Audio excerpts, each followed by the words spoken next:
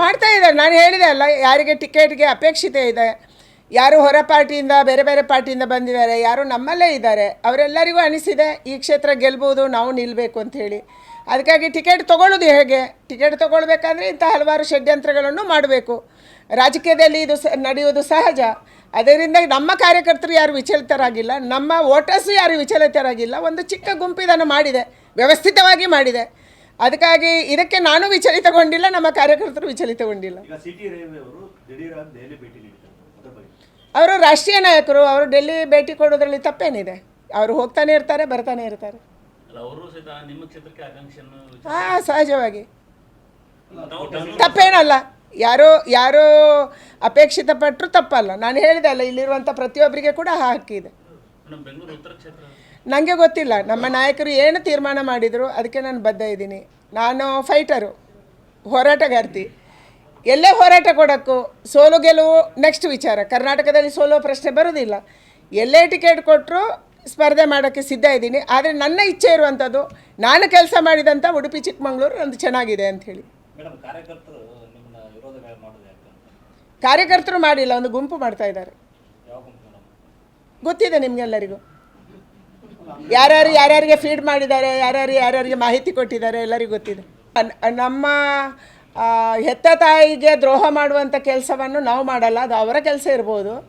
ಆದರೆ ನಾವು ನಮ್ಮ ಪಕ್ಷಕ್ಕಾಗಿ ಕೆಲಸ ಮಾಡಿದವರು. ನನಗೆ ಈ ಚುನಾವಣೆಯಲ್ಲಿ ಚುನಾವಣಾ ನಿರ್ವಹಣಾ ಸಮಿತಿಯ ಜವಾಬ್ದಾರಿಯನ್ನು ಕೊಟ್ಟಿದ್ದರು.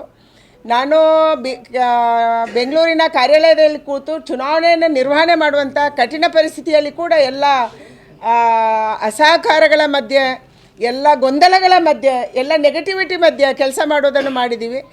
ನನ್ನ ಕ್ಷೇತ್ರದಲ್ಲೂ ನಾನು ಎಲ್ಲ ಅಭ್ಯರ್ಥಿಗಳನ್ನು ಗೆಲ್ಲಿಸಬೇಕು ಅನ್ನೋಂಥ ಉಡುಪಿಯಲ್ಲಿ 5ಕ್ಕೆ 5 ಗೆದ್ವಿ. ಆದರೆ ಚಿಕ್ಕಮಗಳೂರಲ್ಲಿ ಸಣ್ಣ ಪುಟ್ಟ ಚಿಕ್ಕ ಮತಗಳ ಅಂತರದಿಂದ ನಾವು ಸೋಲನ್ನು ಕಂಡ್ವಿ.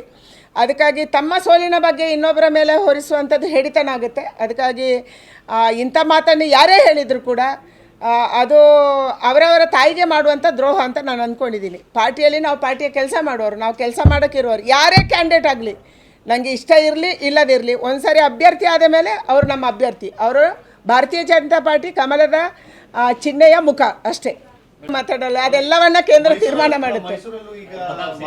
ನೋಡಿ, ಯಾರ್ಯಾರಿಗೆ ಟಿಕೆಟ್ ಕೊಡಬೇಕು, ಯಾರು ಎಲ್ಲಿಗೆ ಬಂದರೆ ಅನುಕೂಲ, ಎಲ್ಲವ ಜಾತಿ ಸಮೀಕರಣವನ್ನು ಸೋಷಿಯಲ್ ಎಂಜಿನಿಯರಿಂಗನ್ನು ಮಾಡಿ ವಿಭಾಗಗಳನ್ನು ವಿಂಗಡಿಸಿ ಅವರವರ ಕೆಲಸದ ಅಥವಾ ಬೇರೆ ಕೆಲವರಿಗೆ ಕೆಲಸ ಮಾಡಿರ್ತಾರೆ, ಆದರೂ ಕೂಡ ಟಿಕೆಟ್ ತಪ್ಪುತ್ತೆ. ಇದೆಲ್ಲವನ್ನು ನೋಡಿಕೊಂಡು ನಮ್ಮ ಹಿರಿಯರು ತೀರ್ಮಾನ ಮಾಡ್ತಾರೆ.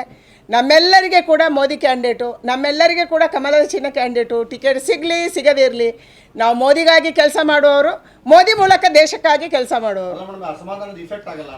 ಅಸಮಾಧಾನವನ್ನು ಸಮಾಧಾನ ಮಾಡ್ತೀವಿ. ನಮ್ಮ ಹಿರಿಯರಿಗೆ ಆ ಶಕ್ತಿ ಇದೆ, ಅದನ್ನು ಮಾಡೇ ಮಾಡ್ತಾರೆ.